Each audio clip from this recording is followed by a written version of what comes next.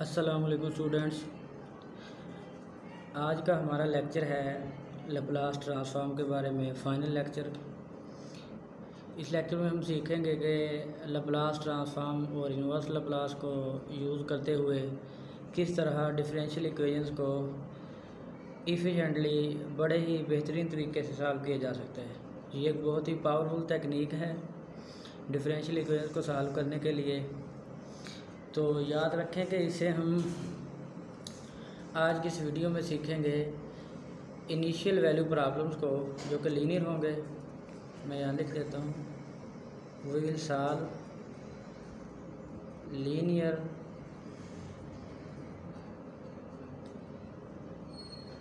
Initial value problems.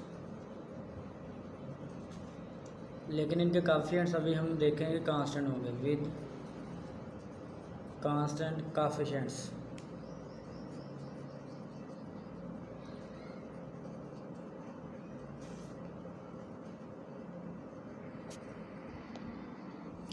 इस powerful technique से differential equation हमारे पास अलजेब्रिक इक्वेशन में कन्वर्ट हो जाएगी। मैं लिख देता हूँ, the differential equation will be convert into an algebraic equation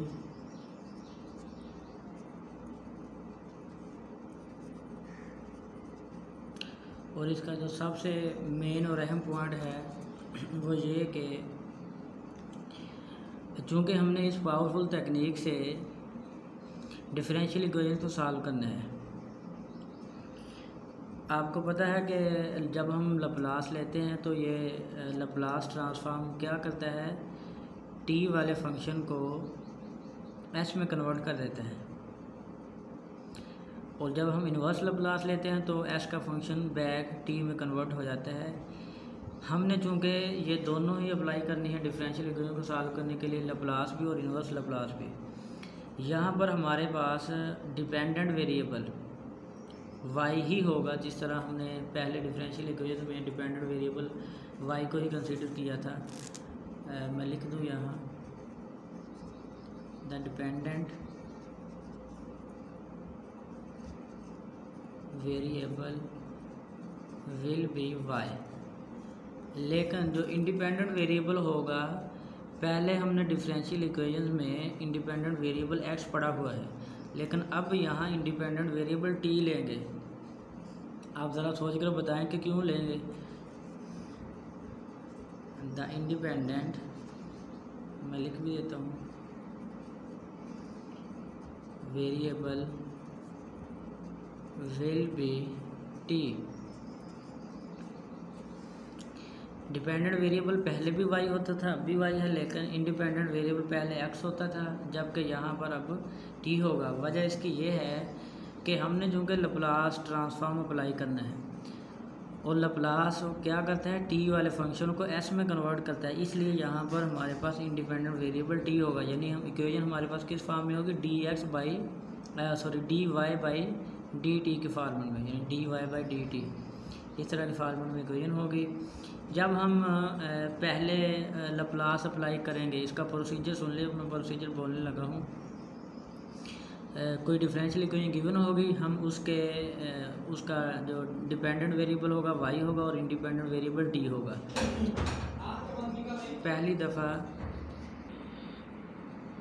पहली बार जब हम t वाले फंक्शन पर लैप्लास अप्लाई करेंगे, यानी डिफरेंशियल इक्वेशन पर लैप्लास अप्लाई कर दिया, तो इससे ये s में कन्वर्ट हो जाएगी।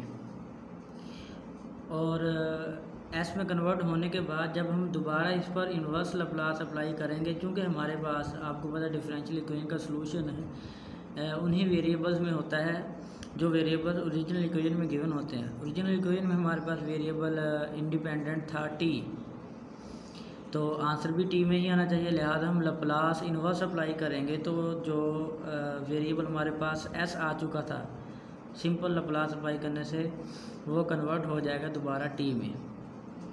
ये प्रोसीजर मैंने बयान कर दिया। अगर किसी को समझ नहीं है तो वीडियो रोक कर दोबारा इसे बैक करके सुन सकता है। यहाँ पर ये प्रोसीजर तो मैंने बयान कर दिया। इस तरह यानी लप्लास को अप्लाई करते हुए डिफरेंशियल इक्वेशन को सॉल्व करने के लिए हम दोनों तरह की इक्वेशन, चाहे वो होमोजीनियस हों या वो नॉन होमोजीनियस हों, इन दोनों तरह की इक्वेशन को हम सॉल्व कर सकते हैं। लेकिन यहाँ पर एक बात बहुत ज़्यादा ज़रूरी है, इस ध्यान में रखना है कि जो भी डिफरेंशियल इक्वेशन गिवन होगी उसकी जो राइट वाली साइड होगी उसका लैप्लास ट्रांसफॉर्म एग्जिस्ट करना बहुत ज़रूरी है। मैं यहाँ लिख देता हूँ, right hand side of differential equation must possess लिख लें या पता होना चाहिए कि उसका लैप्लास होना चाहिए, मस्ट पोजेस लैप्लास। अब हम इसकी मदद से एक एग्जांपल सॉल्व करते हैं। ये एग्जांपल अब हमने लिख ली है जी, y double prime plus 5y prime plus 6y is equal to 0।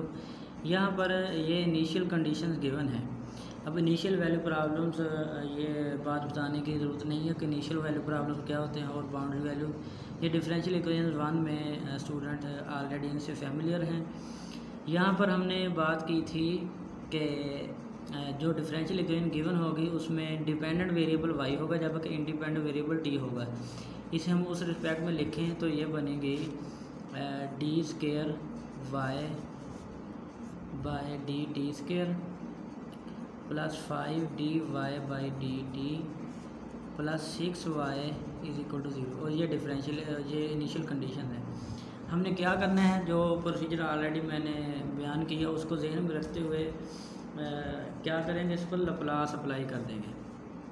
अगर मैं लैप्लास अप्लाई करूँगा, Laplace of y double prime इस तरह लिख लूँ, क्योंकि अब आपको ये अंडरस्टूड हो जाना चाहिए कि लैप्लास ट्रांसफॉर्म से डिफरेंशियल इक्वेशन को सॉल्व करते हुए इंडिपेंडेंट वेरिएबल हमारे पास t ही होगा, तो x नहीं होगा, क्योंकि लैप्लास t पर ही अप्लाई होता है, x पर नहीं। ये लिख दिया प्लस लैप्लास ऑफ 5 आपको पता कांस्टेंट है, कांस्टेंट को पहले ही बाहर रख लें। Laplace of y prime first derivative है, ये सेकंड डेरिवेटिव है और ये फर्स्ट डेरिवेटिव, प्लस 6 को बाहर ही रख लें। Laplace of y is equal to 0 का 0 हो गया। अब यहाँ पर लैप्लास आ रहा है सेकंड डेरिवेटिव का और लैप्लास आ रहा है फर्स्ट डेरिवेटिव का।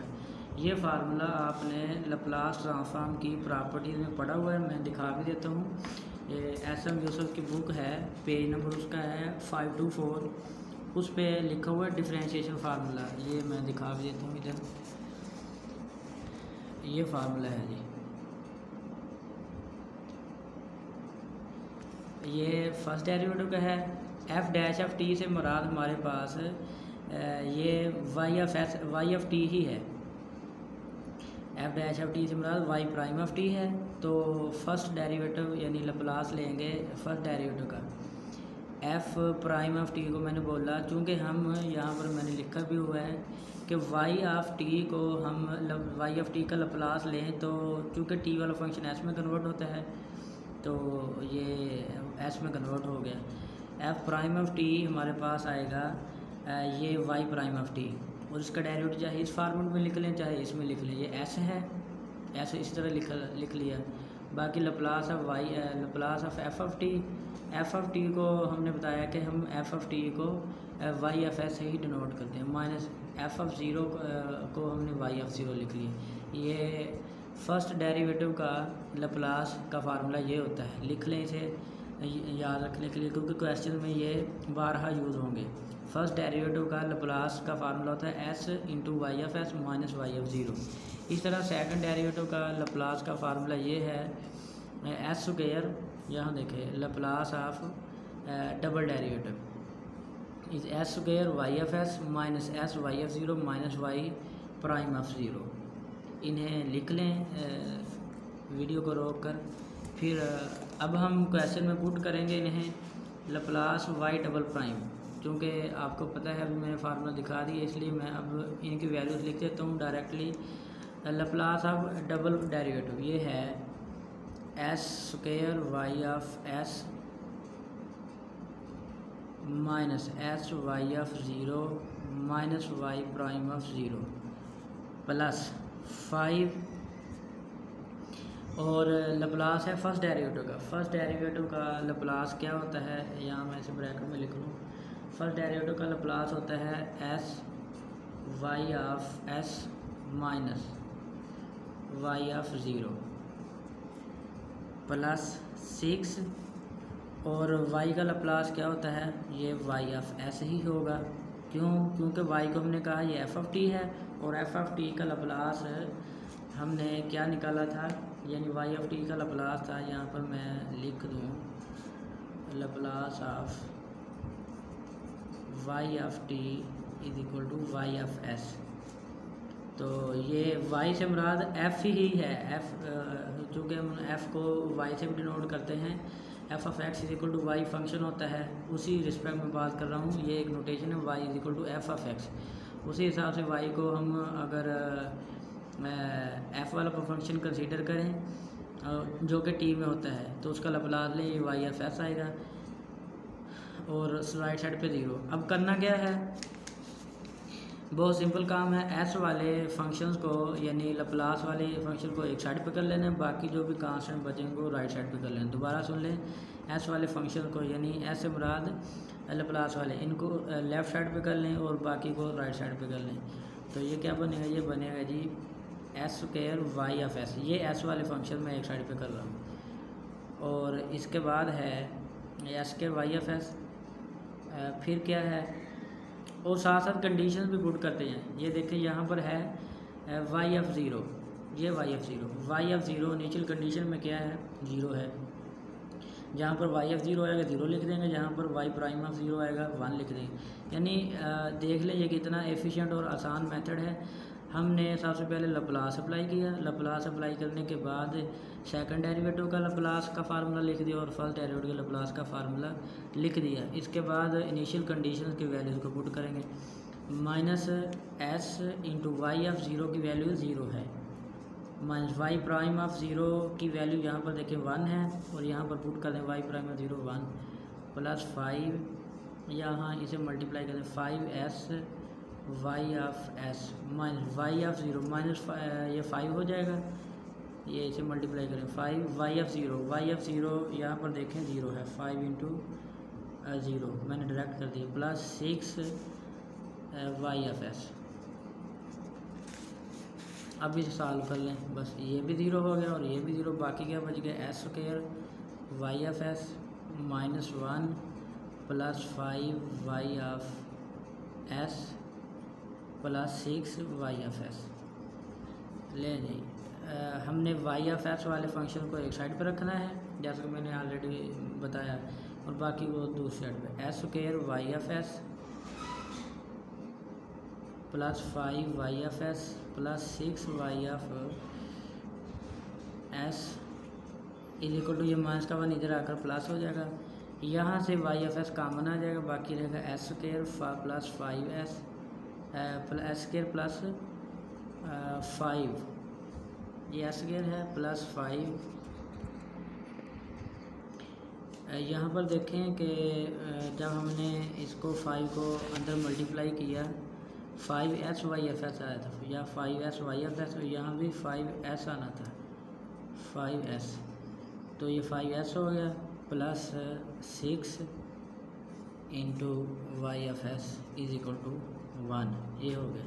और यहाँ देख लें ये है S square plus 5s plus 6, S square plus 5s plus 6, और जो गिवन है वो भी देखें, ये डबल डेरिवेटिव प्लस 5 और s है, ये इसे s डबल डेरिवेटिव समझ लें, S square plus 5s plus 6, उसी तरह की उससे मिलती जुलती हमारे पास ये s में आ गया। अब मैंने बोला चूँकि हमारे पास जिस फार्मेट में इक्वेशन होती है उस फार्मूले में सोल्यूशन देना होता है। इक्वेशन है हमारे पास इंडिपेंडेंट वेरिएबल टी में, लेकिन अभी तक हमारे पास आंसर आया है एस में। तो हम क्या करेंगे, यहाँ पर एक स्टेप और कर लें, Y F S is equal to 1 upon ये मल्टीप्लाई हो रहा है और इधर आकर डिवाइड हो जाएगा S square plus 5s plus 6। Answer हमने चूँकि देना है टी फॉर्मेट में, क्योंकि हमारे पास इंडिपेंडेंट वेरिएबल टी है। अभी एस में आया है तो फिर दोबारा एस का अगर हम इन्वर्स लैप्लास लें तो ये टी में आ जाता है। बहुत ही सिंपल काम है। अब चूँकि हमने इसका इन्वर्स लैप्लास लेना है, इन्वर्स लैप्लास लेने के लिए इस तरह का काम हमने किया हुआ है 11.2 में। यहाँ पर नीचे वो हमारे पास डिनोमिनेटर में एक्सप्रेशन है जिसको हम स्क्वायर कंप्लीट कर सकते हैं, यू या यूँ कह लें कि इनके पार्शियल फ्रैक्शन कर सकते हैं। अगर इसकी पार्शियल फ्रैक्शन करें, इसके मैं पेयर्स बनाता हूँ, ये बनेंगे s+2 और s+3 बनेंगे। अब मैं इनके पार्शियल फ्रैक्शन कर लेता हूँ। पार्शियल फ्रैक्शन करने के बाद हमारे पास जो आंसर आएगा वो मैं लिख लेता हूँ। वो आएगा, ये बनेगा जी, इधर राइट लेफ़्ट साइड पे था y(s) और पार्शियल फ्रैक्शन करने के बाद बना 1/s+2 माइनस 1/s+3। तो इन्वर्स लैप्लास अप्लाई करेंगे, मैं लिखूँगा Laplace inverse of y(s) is equal to Laplace inverse of 1/s+2 minus Laplace inverse of 1/s+3। ये देखिए आपने फार्मूला पढ़ा हुआ है, लैप्लास इन्वर्स ऑफ a/s+a। ये फार्मूला अब हम यूज़ करेंगे। फार्मूला ये है, मैं यहाँ हिंट दे देता हूँ, लैप्लास ऑफ e⁻at ये होता है 1/s-a। टी वाला फंक्शन का लैप्लास है तो एस में कन्वर्ट हो जाता है। एस वाले का अगर इन्वर्स लें, इन्वर्स लैप्लास लें तो एक्सपोनेंशियल में आएगा। यहाँ पर इसको इससे कंपेयर करें जिसका हमने इन्वर्स लेना है, इसी फार्मेट में है 1/s-a। s-a इसे s माइनस वाले फार्मेट में लिखेंगे तो ये बनेगा s माइनस इंटू -2 बनेगा। इसे लिखेंगे तो 1/s माइनस इंटू -3 बनेगा। तो इनका हमारे पास फार्मूला ये एक्सपोनेंशियल में आएगा। ये बन गया हमारे पास e⁻, अगर प्लस वाला हो तो ये माइनस ही बनेगा, चूँकि मैंने बताया ये बनेगा s माइनस, इस फार्मेट में लिखना है s-a की फार्मेट में, तो ये बनेगा s माइनस -2। तो a की वैल्यू यहाँ पर आ गई हमारे पास -2 और ये t साथ में आ गया, ये माइनस e⁻at बनेगा। यहाँ पर भी a की वैल्यू निकालेंगे तो s इस फार्मेट में लिखने के लिए s माइनस a में, तो ये बनेगा s माइनस -3, तो ये बन जाएगा -3t। और इन्वर्स लैप्लास लें तो s वाला फंक्शन t में कन्वर्ट हो जाता है। ये हमारे पास बन गया जी y(f)t। ले जी, ये हमारा सलूशन आ गया। इसी गिवन इक्वेशन को, जो कि डिफरेंशियल इक्वेशन थी, आप अगर आम मेथड से होमोजीनियस वाले से सॉल्व करें, क्योंकि ये होमोजीनियस है, राइट साइड 0 है, उससे सॉल्व करें तो फिर भी इतना ही आंसर आएगा। अब ये देख लें कितनी पावरफुल तकनीक है और बहुत जल्द सॉल्व हो जाती है। करना क्या, दोबारा सुन लें, चूँकि हमारे पास इंडिपेंडेंट वेरिएबल टी होगा, यहाँ पर टी इसलिए होगा कि लैप्लास टी पर ही अप्लाई हो सकता है, एक्स पर नहीं। एक बार लैप्लास लेंगे तो फंक्शन कन्वर्ट हो जाएगा एस में। एस में कन्वर्ट होने के बाद चूँकि जिस फार्मेट में हमारे पास इक्वेशन होती है उसी में आंसर देना होता है, एस का दोबारा इन्वर्स लैप्लास लेंगे तो टी में आ जाएगा और वही हमारे पास आंसर होगा। अगर किसी पॉइंट की समझ ना आए तो दोबारा स्टूडेंट्स बिला तकल्लुफ़ पूछ सकते हैं।